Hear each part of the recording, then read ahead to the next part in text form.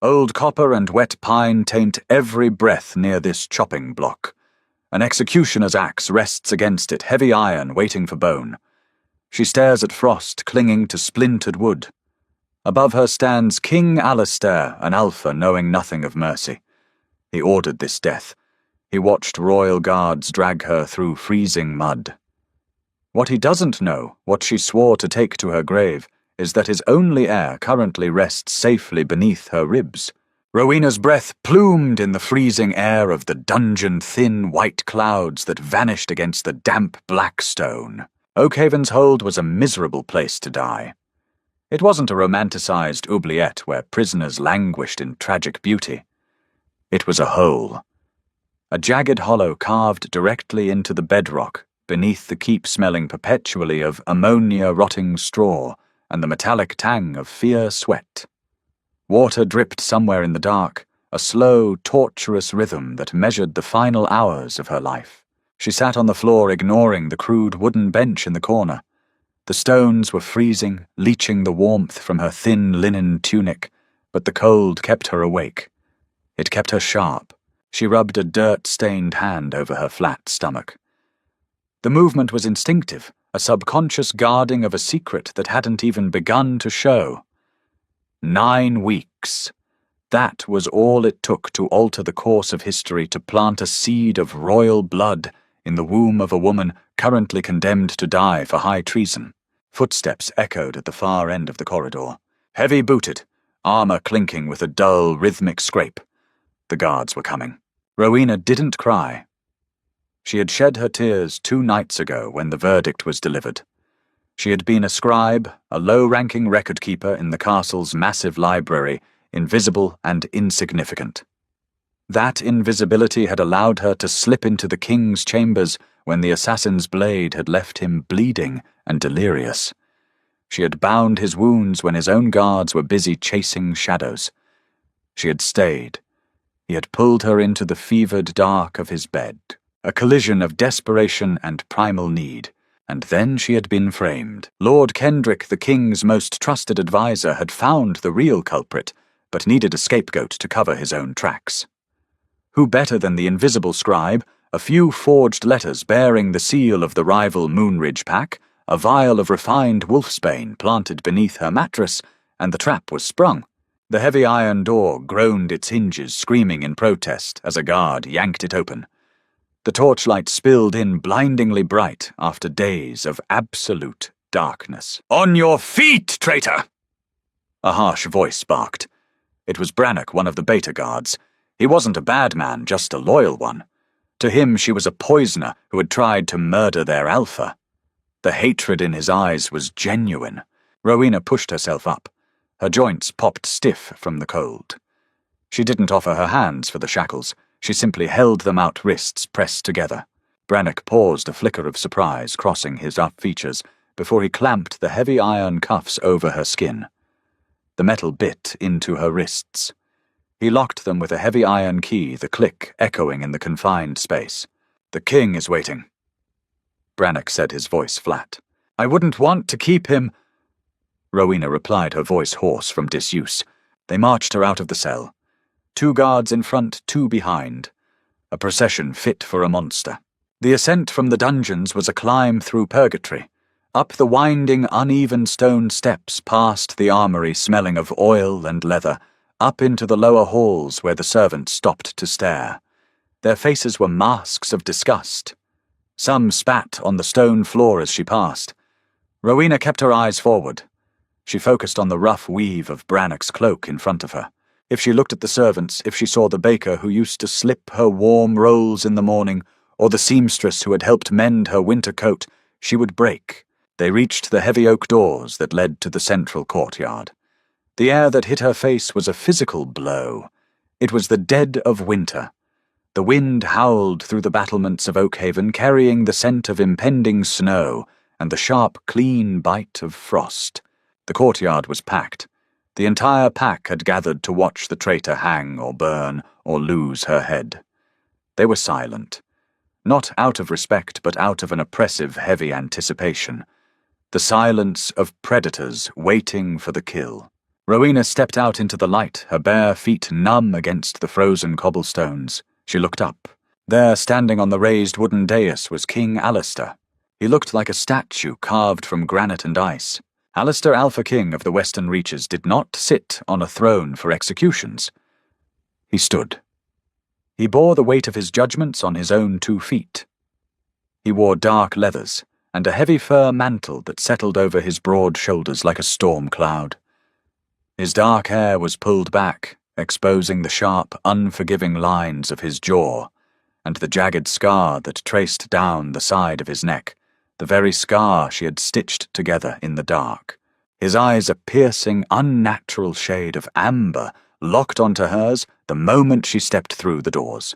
There was no recognition in them. No memory of the girl who had held a damp cloth to his forehead, no memory of the desperate whispers they had shared when he thought he was dying. He only saw the forged letters. He only saw the wolfsbane. He only saw the threat to his pack. To him she was just a face among hundreds, a nameless casualty in the brutal game of medieval pack politics. Next to him stood Lord Kendrick, wrapped in expensive velvet looking suitably grave. But Rowena could see the microscopic tightening of Kendrick's lips, the suppressed smirk of a man who had won. In the center of the courtyard sat the block. It was a massive scarred stump of ironwood, darkened by years of blood that no amount of scrubbing could wash away. Beside it stood Gregor, the executioner, leaning on a long-handled broadaxe. He wore no hood. Packs didn't hide from death. They looked it in the eye. The guards shoved Rowena forward. She stumbled her frozen feet clumsy on the uneven stones, but she caught herself before she fell. She would not crawl to her death. Rowena of the lower ward. A herald called out, his voice carrying over the wind. You have been found guilty of high treason, of conspiring with the Moonridge Pack, of attempting to assassinate the Alpha King with wolfsbane. The crowd rumbled a low, collective growl that vibrated in the soles of Rowena's feet. It was a terrifying sound, the primal fury of 100 wolves. The sentence, the herald continued unbothered by the noise, is death by the axe. Rowena reached the block. The wind whipped her thin linen tunic around her legs. She was shivering violently now, her body betraying the calm she tried to project. She looked at Alistair. He was staring at her, his expression entirely unreadable. Look at me, she thought fiercely. Look closely. See what you are throwing away. But she said nothing. Pleading would do no good.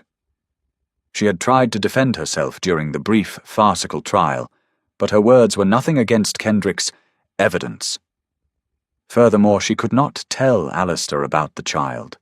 If Kendrick knew she carried an heir, she wouldn't have made it to the execution block. She would have had a tragic accident in her cell. The child would have been a threat to Kendrick's influence over the king. Better to die quickly here than to be tortured for information in the dark. Kneel, Brannock said, his voice softer than before, almost pitying. Rowena dropped to her knees. The stone was biting cold. She looked at the blood-stained wood of the block. It smelled foul. Place your head upon the block, Gregor rumbled. She leaned forward, resting her cheek against the freezing, scarred wood. The roughness scraped her skin. Out of the corner of her eye she could see Alistair's boots on the dais. Alistair raised his hand. The signal. Gregor shifted his weight. The heavy iron rings on his leather braces clinked. He raised the massive broadaxe high into the air. The grey winter light caught the honed edge of the steel. Rowena closed her eyes. She focused all her energy inward, pulling her awareness away from the cold, away from the crowd, away from the man who was killing her. She focused on the tiny, fragile spark of life deep within her. I'm sorry, she whispered in her mind. I'm so sorry. Panic raw and biological spiked in her blood. Her wolf suppressed and dormant from the cold, and starvation flared in a final, desperate surge of survival instinct. It wasn't a physical shift, she was too weak for that, but a hormonal explosion. The primal distress signal of a pregnant female facing imminent death. On the dais 20 feet away, Alistair's nostrils flared. The wind had shifted. A sharp, freezing gust blew directly from the execution block toward the raised platform. It carried the stench of the dungeon, the smell of fear, and the metallic tang of the frozen courtyard. But beneath it all, buried under layers of dirt and despair, Alistair caught something else. It was faint, impossibly faint. A scent so delicate it barely registered over the smell of the damp wool worn by the crowd, pine needles, crushed rain, and a deep resonant undertone of himself. It was the scent of his own bloodline, the unique, unmistakable pheromone of a royal pup. Alistair froze, his amber eyes, widened pupils dilating until his eyes were almost entirely black. The world seemed to slow down to a crawl. The roar of the wind faded into a dull hum. He looked at the block. He looked at the frail, shivering woman with her neck exposed to the steel. Gregor's muscles bunched. The axe began its downward arc. Stop! The roar tore from Alistair's throat with such concussive force that several people in the front row flinched. It wasn't a human shout. It was an alpha command laced with a terrifying dominance that forced every wolf in the courtyard to instantly submit. Gregor tried to halt his swing. The momentum of the heavy axe was tremendous. He twisted his torso violently, wrenching the handle to the side. The blade slammed into the ironwood block, burying itself 3 inches deep into the wood, less than a hand's breadth from Rowena's nose. The sharp crack of the impact echoed like a gunshot. Rowena gasped, her eyes flying open. Splinters of wood showered over her face. She didn't move. She couldn't. Complete, absolute silence fell over the courtyard. Alistair didn't take the stairs down from the dais. He vaulted over the wooden railing landing on the cobblestones with a heavy thud that cracked the ice beneath his boots. He moved with terrifying speed, a blur of dark leather and predatory intent. The guards flanking the execution block scrambled backward, desperate to get out of his way. "Sire." Lord Kendrick called out from the dais, his carefully constructed mask slipping into genuine alarm. "What is the meaning of this? The execution?" "Shut your mouth, Kendrick." Alistair snarled, not even looking back. He reached the block in seconds. He grabbed the handle of the axe still embedded in the wood, near Rowena's head, and wrenched it free with one brutal pull, tossing the heavy weapon aside as if it weighed nothing. It clattered against the stones, the sound deafening in the quiet courtyard. Rowena slowly pushed herself up from the block. Her whole body was shaking, tremors racking her spine. She looked at Alistair, expecting to see madness, expecting him to finish the job with his bare hands. Instead, he dropped to one knee on the freezing stones right in front of her. He didn't care about the mud. He didn't care about the hundreds of eyes watching them. He reached out his large, scarred hands hovering over her shoulders, hesitating as if he were afraid she might shatter. He leaned in close. His face was inches from hers. She could feel the heat radiating off his skin, smell the sharp, clean scent of ozone and winter forest that always clung to him. He took a deep breath, inhaling the air right at the crook of her neck. Rowena stiffened, turning her face away. "Don't!" she rasped. Alistair exhaled a ragged, shuddering breath. His eyes, when they met hers again, were completely wild. The cold, cynical king was gone. In his place was a beast that had just found its most prized possession on the edge of a cliff. "You—" His voice was barely a whisper, hoarse and fractured. "You carry my child." It wasn't a question. Rowena stared at him. The urge to deny it, to spit in his face, rose in her throat like bile. He had locked her in the dark. He had ordered her head chopped off. But the exhaustion was too deep, the cold, too absolute. "I carry nothing for you," she said, her voice flat and hollow. "You just tried to kill us." Alistair flinched as if she had struck him. He looked down at her wrists, shackled in heavy iron, raw and bleeding from the chafing. He looked at her thin, filthy clothes and the hollows of her cheeks. A low, menacing growl began to build in his chest. It wasn't directed at her. It was a sound of pure, unadulterated self-loathing mixed with a violent protectiveness that made the air around them feel thick. He reached out and closed his hands around the heavy chain linking her iron cuffs. He didn't call for the key. He simply gripped the iron, his muscles bulging beneath his leather tunic, and pulled. The metal groaned. The links warped, and with a sharp snap, the chain broke. The crowd let out a collective gasp. Alistair didn't stop. He grabbed the cuffs themselves, hooking his fingers under the iron bands, uncaring as the sharp edges cut into his own skin. With a brutal wrench, he bent the locks until they gave way, dropping the heavy metal to the stones. Rowena rubbed her bleeding wrists, staring at him in shock. Alistair, Lord Kendrick's voice was shrill, now panic bleeding through. He hurried down the stairs of the dais. "My king, you cannot halt an execution of a convicted traitor. The law demands—" Alistair stood up. The movement was slow, deliberate, and terrifying. He turned his back on Rowena, placing himself squarely between her and the rest of the pack. "The law," Alistair said, his voice echoing off the stone walls of the keep, "demands that I protect my pack. And it demands that I protect my blood." He pointed a finger at Kendrick. "She is carrying my heir." Pandemonium erupted. The crowd broke into chaotic murmurs, shouts of disbelief and gasps of shock. An heir the king had no mate. He had rebuffed every political marriage proposed to him. To hear that a traitor, a common scribe, was carrying the future of the Western Reaches was incomprehensible. Kendrick stopped dead in his tracks, his face draining of colour. That is a lie, my king. A desperate trick by a woman facing the axe. She is a poisoner. She works for the Moonridge pack. Are you calling my senses into question, Kendrick? Alistair stepped forward, the alpha aura rolling off him in crushing waves.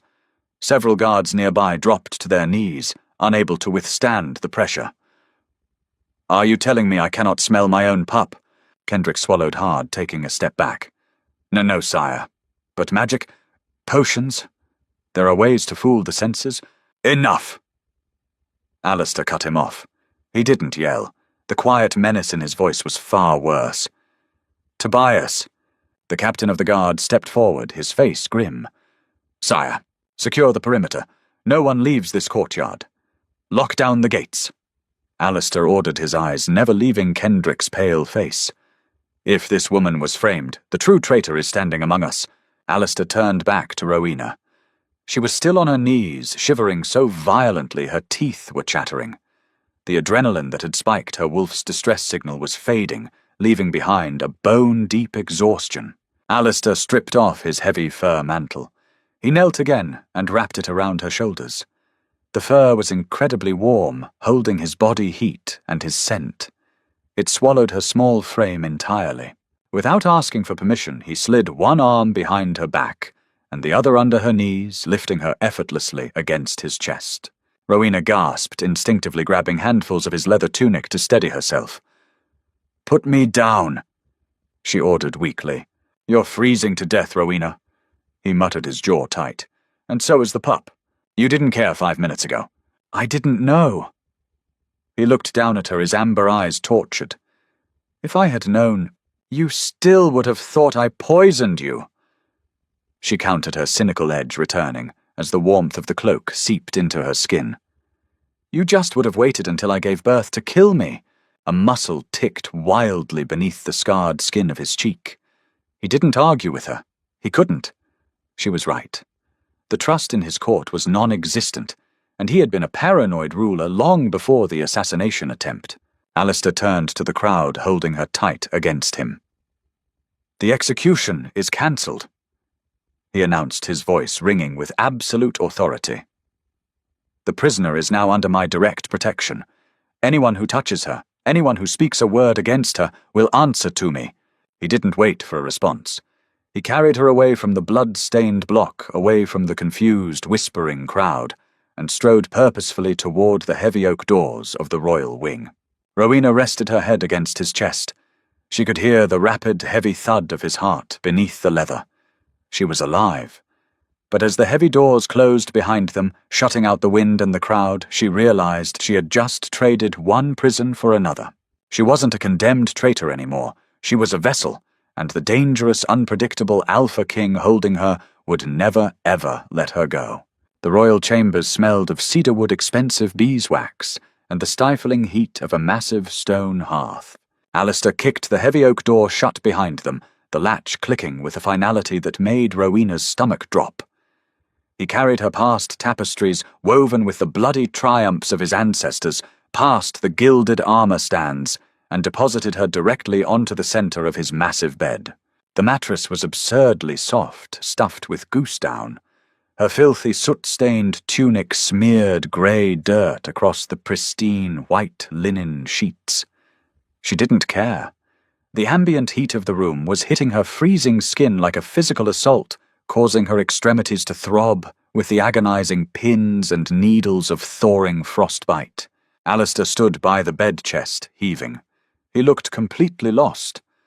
The fearsome Alpha King who had just halted an execution with a single roar was now staring at her raw wrists as if they were a puzzle he couldn't solve. "I need to call a healer," he muttered, turning toward the door. "No." The word cracked out of her harsh and definitive. Alistair stopped. "You are malnourished, half-frozen, and your wrists are bleeding." He stated, his amber eyes narrowing. "You need a healer. I need you to stay away from me." Rowena countered. She pulled her knees to her chest, wincing as the movement pulled at her stiff joints. She wrapped his heavy fur mantle tighter around her shoulders. "A healer works for the Crown. The Crown works for Kendrick. If you want this child to survive the night, you won't let anyone with a mortar and pestle within 10 feet of me." Alistair's jaw tightened. He knew she was right. His court was compromised. The rot had spread deep if his most trusted advisor had successfully orchestrated an assassination attempt and framed an innocent woman. He moved to a heavy iron-bound chest at the foot of the bed and threw it open. He pulled out a roll of clean white bandages and a small glass vial of amber liquid. "Then I will do it," he said. He sat on the edge of the bed. The mattress dipped violently under his weight. Rowena scrambled backward, pressing her spine against the carved wooden headboard. "Don't touch me," she warned. "Rowena." His voice was a low, rumbling vibration. "Your skin is torn. Infection will kill you just as surely as Gregor's axe. Give me your hands." She stared at him. He held his hands out, palms up. They were huge, calloused, scarred from a lifetime of war. These were the hands that had condemned her to the dark. They were also the hands that had pulled her out of it. Slowly, reluctantly, she extended her arms. He didn't grab her. He let her rest her wrists in his palms. His touch was jarringly gentle. He uncorked the vial with his teeth. The sharp medicinal scent of distilled yarrow and thyme filled the air. "This will sting," he warned quietly. He poured the liquid over the raw, broken skin where the iron cuffs had bitten deep. Rowena hissed, her entire body flinching as the alcohol burned into the open wounds. She tried to yank her hands back, but his grip tightened, not enough to hurt, but enough to hold her steady. "Steady," he murmured. "I have you. You don't have me." She shot back, fighting the tears of pain that pricked her eyes. "You have an incubator. Let's not pretend this is an act of compassion, Alistair." He didn't look up from his work. He took the clean linen and began to wrap her wrists with practiced efficiency. "I didn't know you were with child. Would it have mattered?" she asked bitterly. "Would you have spared me if I wasn't you? Looked at the evidence Kendrick handed you and didn't ask a single question. I was the scribe who sat outside your study every Tuesday for 3 years. I reorganized your entire tactical library. I bound the knife wound on your neck." She leaned forward, her voice dropping to a harsh whisper. "You didn't even look at me during the trial." Alistair finished tying off the bandage. He finally looked up. The guilt in his eyes was naked raw and completely uncharacteristic for a king. "I remember the dark," he said softly. "I remember the fever. I remember someone holding me, telling me the bleeding would stop. When I woke up, the guards were there. You were gone. Kendrick brought me the wolfsbane found in your quarters, and you believed him. He has been my father's advisor and mine for 30 years. Alistair said flatly. You were a shadow in the library. Well, Rowena said, leaning her head back against the wood and closing her eyes. The shadow is pregnant, and the advisor is a traitor. The world is a funny place. Alistair stood up. Tobias will guard the door. He is the only man in this keep I trust with my life. He will bring you food. Eat it. Rest. He walked towards the door. Where are you going? She asked. Alistair paused, his hand on the heavy iron latch.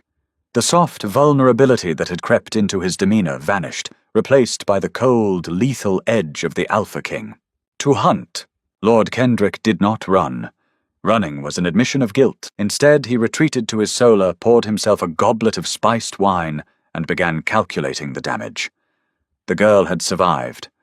Worse, she had secured the ultimate shield royal blood. But Kendrick was a pragmatic man. Pregnancies were fragile things in the harsh winters of Oakhaven. Fevers, falls down steep stone stairs, tainted meat accidents happened every day. He needed to maintain his position, deny everything, and wait for his opening. Down in the royal chambers, Rowena refused to sleep. Her body screamed for rest, but her mind was racing. She had eaten half a loaf of bread and a bowl of thick venison stew brought by Tobias, who had tasted it first right in front of her, under Alistair's strict orders. Now she sat at the large oak desk by the window. Alistair had returned hours later smelling of frost and suppressed violence. He had interrogated the dungeon guards. He had torn Kendrick's quarters apart while the man was dining in the great hall. He had found nothing. Kendrick was too smart to leave physical evidence lying around. He's insulated, Alistair said, pacing in front of the hearth. The servant who allegedly found the wolfsbane in your mattress was found dead in the lower town an hour ago. Throat slit. A robbery gone wrong, they say. Rowena stared at the fire. He's cutting loose ends. I can't execute my head advisor without absolute proof. Alistair growled, kicking a stray log back into the flames. The council would rebel. Half the pack alphas in the outer territories are loyal to him. I need evidence of the forgery. Bring me the letters, Rowena said quietly. Alistair stopped pacing. What? The treasonous letters I supposedly wrote to the Moonridge pack. Bring them to me. Rowena, you are exhausted. I am a scribe, Alistair. She snapped, finding her voice, finding her anger. It was better than the fear. I spent my life cataloguing the archive. I know the royal seal. I know the parchment supply. Bring me the damn letters. Alistair stared at her for a long moment. He nodded to Tobias, who stood silently by the door. 10 minutes later, a leather satchel was placed on the desk in front of her. Rowena opened it. Inside were 3 rolled scrolls. She flattened them out, anchoring the corners with heavy iron paperweights. She didn't read the words, the treasonous plots, the detailed maps of the keep's weak points. She didn't care about the content. She cared about the architecture of the lie. She held a candle close to the paper. She ran her fingertips over the dried ink. She studied the wax seal at the bottom. Alistair stood behind her, watching her work. After 20 minutes of absolute silence, Rowena leaned back. A grim, cynical smile touched her lips. Kendrick is arrogant.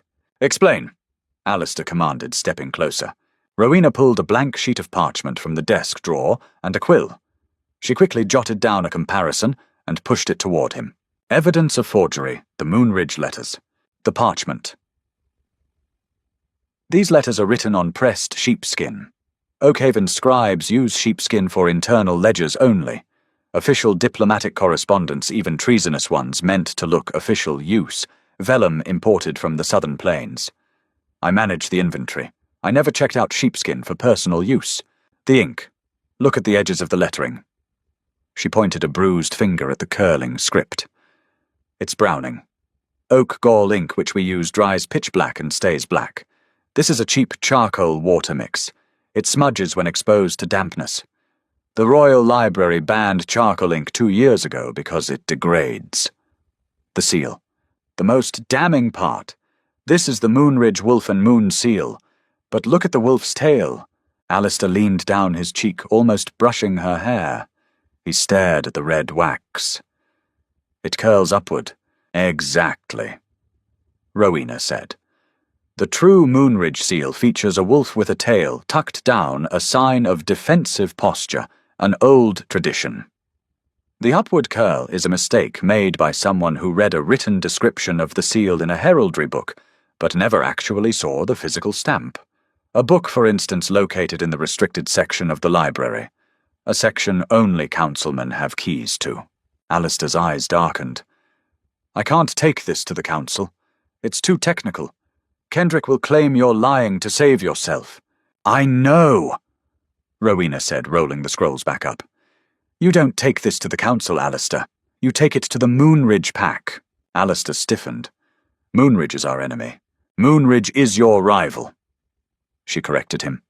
But they are proud.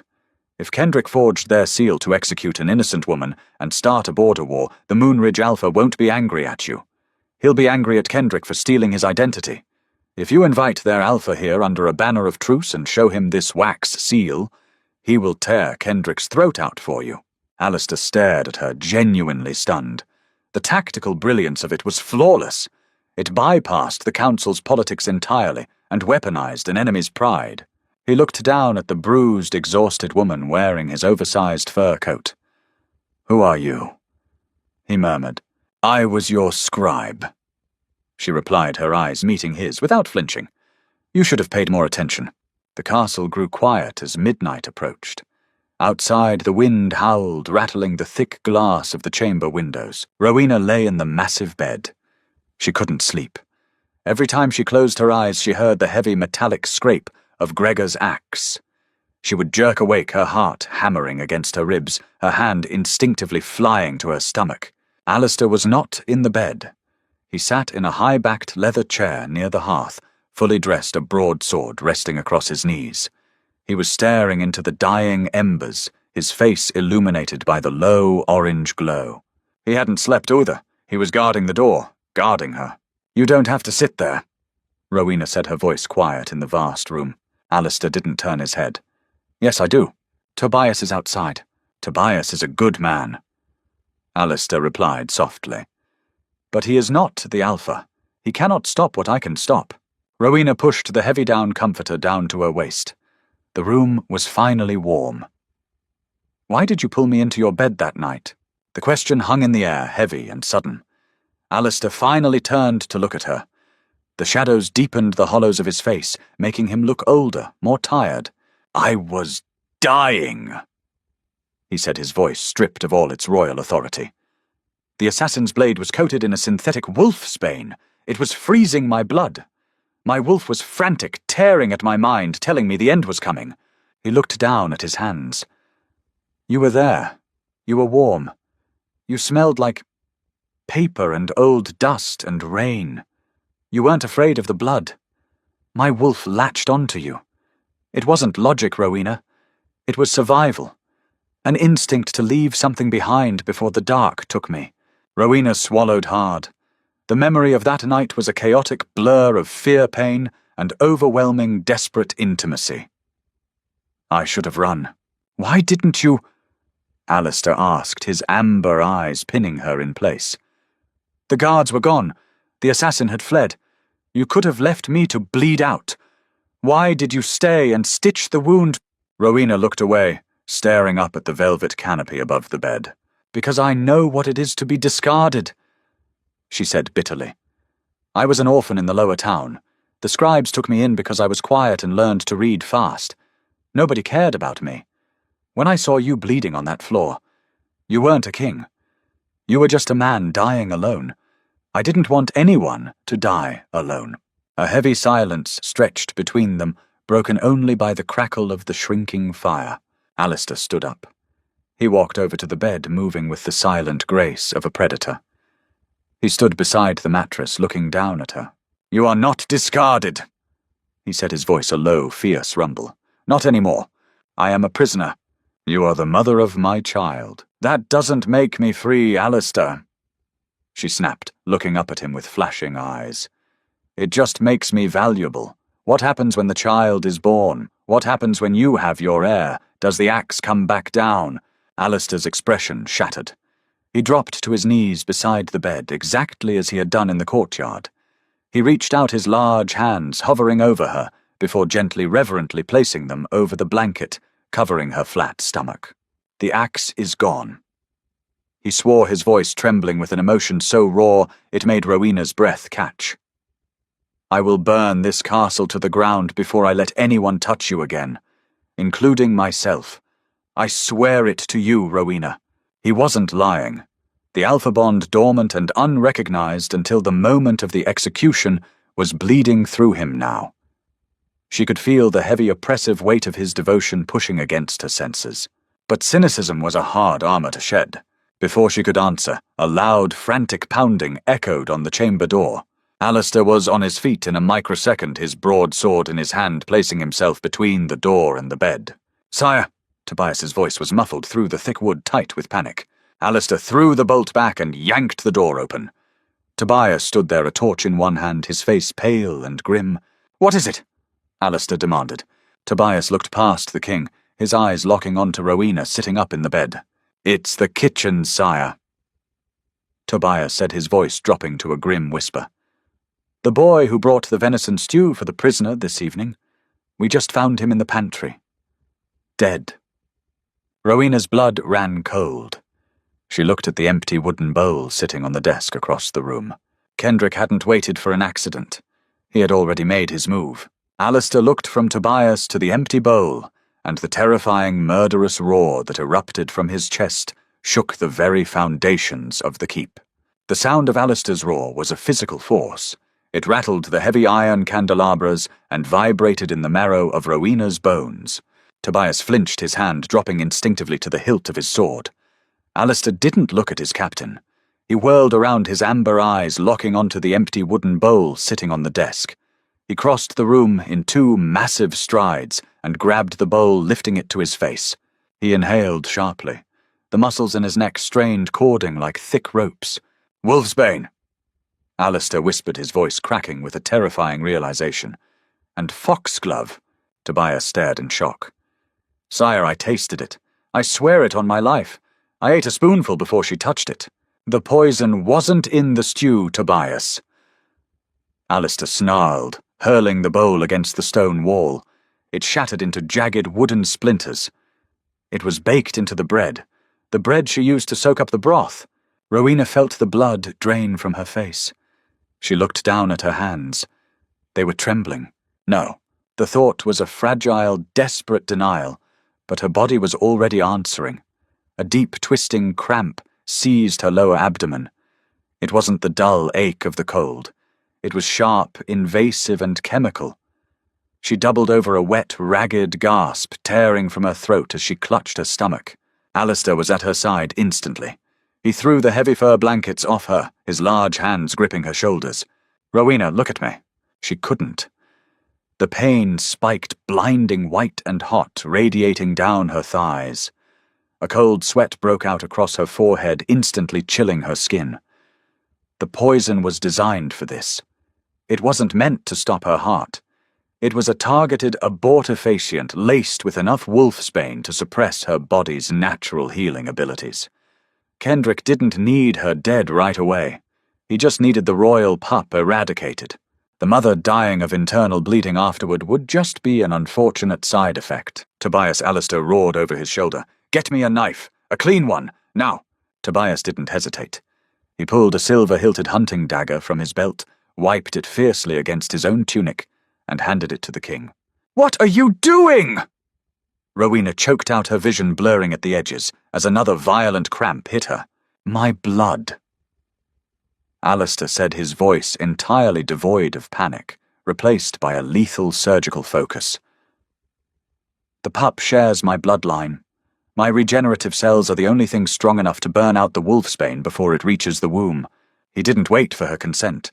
He brought the blade to his own left forearm and sliced down.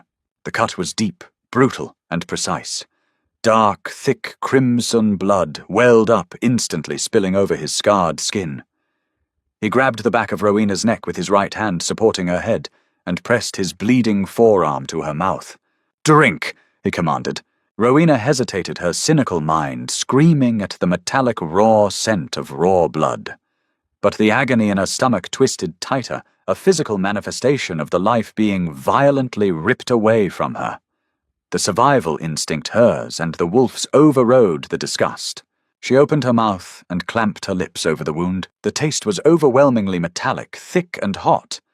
But the moment Alistair's blood hit her tongue, it wasn't just liquid. It was liquid fire. The sheer, unadulterated power of an alpha's undiluted blood hit her system like a lightning strike. She choked, trying to pull away, but Alistair held her firm. "Swallow it," he rasped, his eyes burning into hers. "Take it all. Fight it, Rowena." She swallowed. The blood burned down her esophagus, a localized inferno that hit her stomach, and immediately went to war. She could feel the collision in her veins. The icy, venomous grip of the foxglove and wolfsbane clashed violently with the roaring heat of Alistair's biology.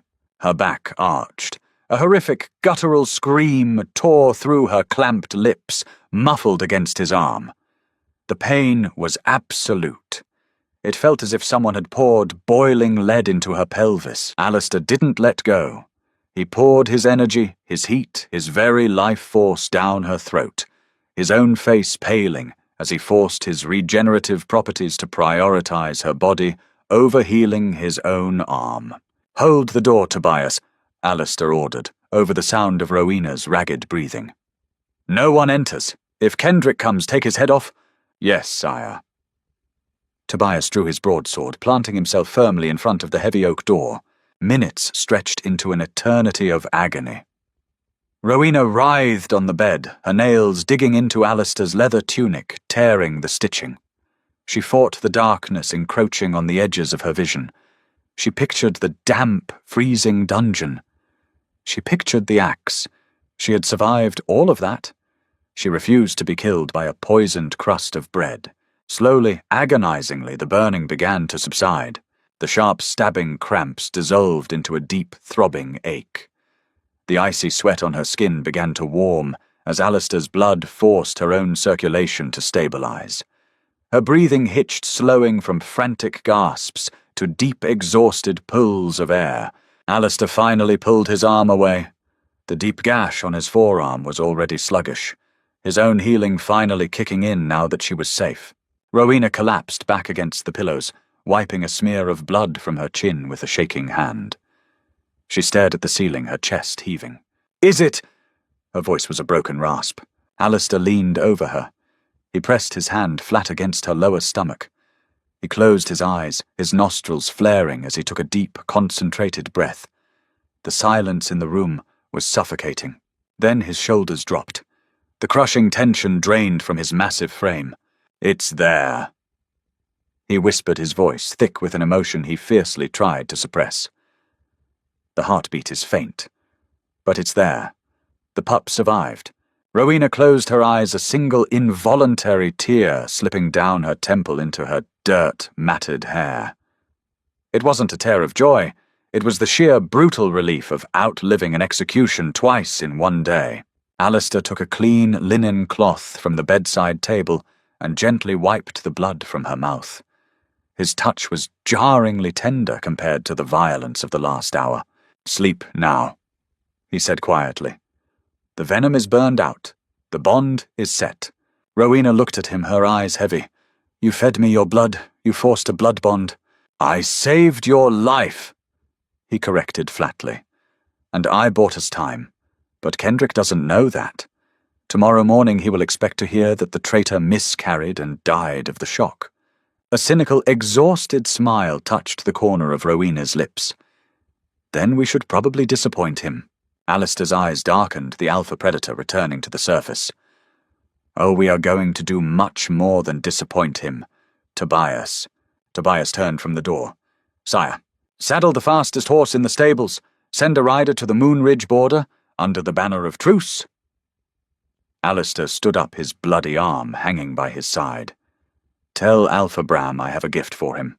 3 days passed. The keep of Oakhaven operated under a suffocating shroud of tension. Rumors bled through the stone walls like damp. The kitchen boy's murder had been swept under the rug by Lord Kendrick as a petty squabble over gambling debts. The Alpha King had locked himself in the royal wing refusing counsel, and the traitor Rowena was allegedly dead, her body burned in the night to prevent the spread of whatever sickness took her. Kendrick had played the game beautifully. He had insulated himself, removed the witnesses, and let the problem solve itself. The king's grief over a lost, mythical pup would fade, and Kendrick would resume his position at his right hand. Then the horns blew. They were not the high, clear notes of the Oakhaven watch. They were deep, resonant blasts of hollowed bone, the sound of the Moonridge pack. The great hall was a cavernous space of stone and heavy timber, lit by two massive, roaring fireplaces at either end. The long oak tables had been pushed back, creating a wide open corridor down the centre. Lord Kendrick stood near the raised dais, adjusting the velvet cuffs of his tunic. He looked calm, but a thin sheen of sweat coated his upper lip. He leaned toward his second-in-command. "Why is Bram here? The king did not consult the council on a parley. They say the king invited him, my lord." The man whispered back nervously. The heavy oak doors at the far end of the hall swung open with a deafening crash. Alpha Bram of Moonridge did not walk. He invaded. He was a massive man entirely lacking the refined, dark elegance of Alistair. Bram was built like a siege engine wearing heavy chainmail and furs that smelled of pine needles and wet earth. A thick braided beard covered his jaw, and a jagged scar crossed over a milky, blind left eye. Behind him marched 6 of his most lethal enforcers. The Oakhaven guards tensed their hands, dropping to their weapons. "Stand down." Alistair emerged from the shadows behind the dais. He wore no crown, only his heavy combat leathers. His amber eyes were cold, calculated stones. He walked down the steps and met Bram in the center of the hall. The two alphas stared at each other. The air pressure in the room dropped. To the betas and common wolves watching it felt like standing between 2 thunderstorms about to collide. "Alistair," Bram grunted, his voice like grinding stones. "You sent a rider. You mentioned a gift. It had better be worth the march through the freezing mud." "It is," Alistair said evenly. "I offer you a traitor." Kendrick straightened up, a look of profound relief washing over his features. He stepped forward. "Alpha Bram, the king speaks truth.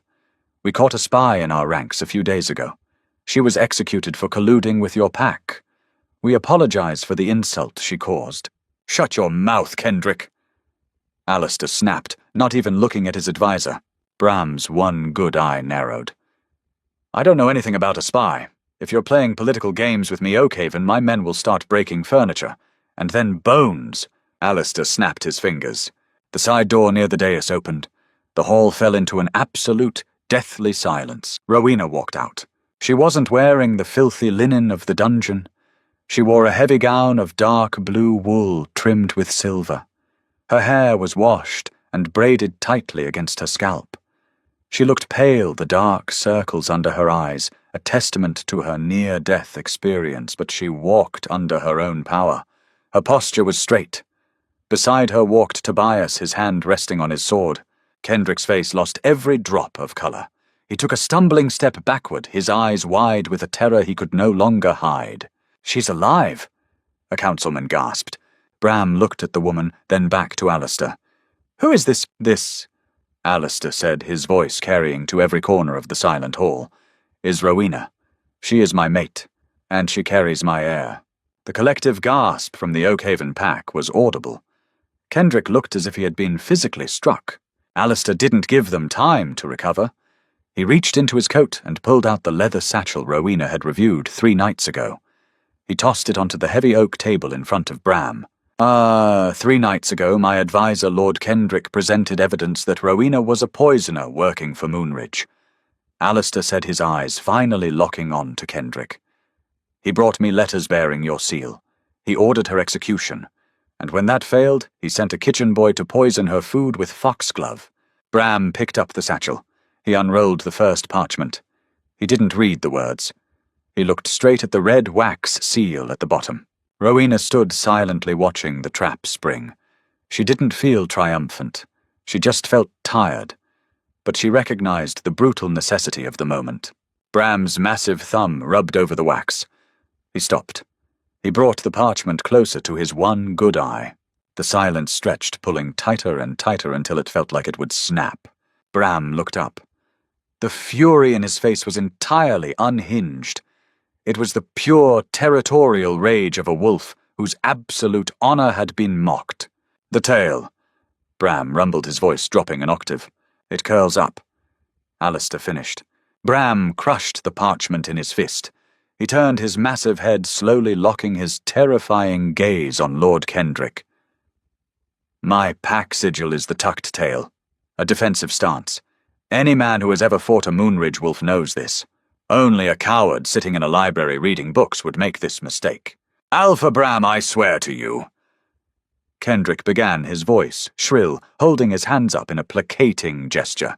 You forged my seal! Bram roared, taking a heavy step toward the advisor. You tried to use the name of Moonridge to murder a pregnant woman and cover your own treason. He is lying! Kendrick screamed, turning to the Oakhaven Council. The king is bewitched. The woman is a witch. She has poisoned his mind. Guards, take her! None of the Oakhaven guards moved. Tobias drew his sword, stepping slightly in front of Rowena. Alistair stepped between Bram and Kendrick. He is my pack, Bram. The kill is mine. Bram stopped, his chest heaving. He looked at Alistair, understanding the ancient pack laws. The Alpha must clean his own house. Bram nodded once, a sharp, jerky movement. Take his head, Oakhaven, or I will take yours. Alistair turned to Kendrick. Kendrick realized the game was over. The insulation was gone. The political shields were broken. He lunged backward, drawing a short, hidden blade from his sleeve. I protected this pack for 30 years. Kendrick spat, his composure entirely shattered, revealing the desperate, pathetic creature underneath. Your father was weak. You are weak, letting a filthy lower ward scribe dictate the royal bloodline. I did what was necessary to keep the blood pure. You poisoned a scribe. Alistair said, his voice eerily calm as he drew his broadsword. The steel sang in the quiet hall. You murdered a kitchen boy. You forged documents, and you tried to kill my child. Kendrick lunged, a desperate, wild swing aimed at Alistair's throat. It was a pathetic attempt. Alistair didn't even bother to parry. He stepped to the left, letting Kendrick's momentum carry him forward, and swung his broadsword in a tight, brutal arc. The heavy blade severed Kendrick's right hand at the wrist. Kendrick shrieked, collapsing to his knees on the stone floor, clutching the bleeding stump to his chest. The short blade clattered uselessly away. Alistair stepped over him, looking down at the man who had shaped his entire life. There was no hesitation, no lingering affection for an old mentor. The sentence for high treason, Alistair said, his voice echoing off the rafters, is death. Alistair raised the sword high with both hands. He didn't use an executioner's block. He didn't wait for a priest. He brought the blade down, the sickening thud of steel biting through bone and burying itself into the floorboards echoed through the great hall. Rowena didn't look away. She forced herself to watch. She needed to know it was real. She needed to know the architect of her nightmare was truly gone. As Kendrick's body slumped to the stones, a heavy collective exhale swept through the room. Bram snorted a grim sound of approval. Clean. Alistair stood over the body for a long moment. He wiped his blade on Kendrick's velvet cloak, sheathed it, and turned to the councilmen who were staring at the blood pooling on the stones. Let this be understood. Alistair commanded his voice, leaving no room for argument. The rot in this court has been severed. Lord Kendrick acted alone out of ambition and paranoia. If anyone wishes to dispute my judgment, step forward now. No one moved. Alistair turned back to Bram. The insult to your pack is avenged. Bram nodded slowly. It is. Keep your house in order, King Alistair. I will not march under a banner of truce next time. The massive Moonridge Alpha turned and marched out of the hall, his enforcers trailing behind him like a storm rolling out of the valley. The aftermath was a blur of efficiency. Tobias barked orders having the body removed and the stones scrubbed. The councilmen filed out in absolute silence, heads bowed. Soon the vast hall was empty save for Alistair and Rowena. The adrenaline that had kept her standing began to recede, leaving behind a hollow, trembling exhaustion. The heavy blue wool of the dress felt like lead. She leaned heavily against the edge of the long oak table, her hands gripping the wood to keep from collapsing. Alistair walked toward her. His boots were stained with blood. He stopped a few feet away, respecting the physical space she had so fiercely guarded since the dungeon. It's over, he said quietly. Rowena looked at the dark stain soaking into the stone floor where Kendrick had fallen. Is it? The council knows the truth. The threat is gone. Kendrick was a symptom, Alistair. She said, her voice dry and cynical. She finally looked up at him. This court is a viper's nest. They bow to you now because they fear your sword. But what happens in a year? What happens when the child is born, and they decide a lower ward scribe isn't fit to be a queen? Alistair crossed the remaining distance between them. He didn't touch her, but he stood close enough that she could feel the heat radiating off him. You are not just a scribe, he said, his amber eyes intensely focused on hers. You outmaneuvered the smartest politician in the Western Territories from a prison cell. You bled with me. You survived Foxglove. You are the strongest creature in this keep. Rowena looked away. I'm just surviving. Then survive with me. The raw vulnerability in his voice made her look back. The Alpha King, the man who had just decapitated his mentor without a flinch, was looking at her with a desperate, naked plea. I know I cannot ask for your forgiveness, Alistair said softly. I ordered your death. I put you in chains. I will carry that failure until the day I die. But I swore I would burn this castle down before I let anyone hurt you again, and I meant it. He slowly reached out his hand, hovering over hers, where she gripped the table. He didn't force the contact. He waited. Rowena stared at his scarred hand. She remembered the cold iron of the execution block. She remembered the freezing wind. But she also remembered the burning heat of his blood, saving her life in the dark. It wasn't a fairy tale. There was no sudden overwhelming wave of romantic love wiping away the trauma. It was messy, violent, and built on a foundation of terror and survival. But as she looked at him, she saw a man who had ripped his own world apart to fix his mistake. Slowly, carefully, Rowena uncurled her fingers from the edge of the table and turned her hand over. She let Alistair's large, calloused hand close over hers. He exhaled a ragged breath, stepping closer, wrapping his other arm around her back and pulling her against his chest. He buried his face in her hair, breathing in the scent of pine needles' rain and the faint, undeniable scent of their shared bloodline. Rowena rested her head against his shoulder. The heavy, protective weight of the Alpha Bond settled over her mind, pushing back the lingering shadows of the dungeon. They stood alone in the great hall, two survivors clinging to each other in the wreckage of a broken court. The executioner's block was empty. The winter wind howled outside the heavy stone walls, but inside the fire was finally beginning to catch. The axe was stopped, the traitor was executed, and Rowena's fight for survival has rewritten the future of the pack. But ruling a kingdom of wolves is never simple, and a crown born in blood requires a heavy toll. Do you think Alistair can truly heal the scars he left on Rowena, or will the ghosts of Oakhaven haunt them forever? If this gritty, grounded werewolf romance kept you on the edge of your seat, smash that like button and share it with fellow dark fantasy lovers. Subscribe for more intense high-stakes storytelling. See you next time.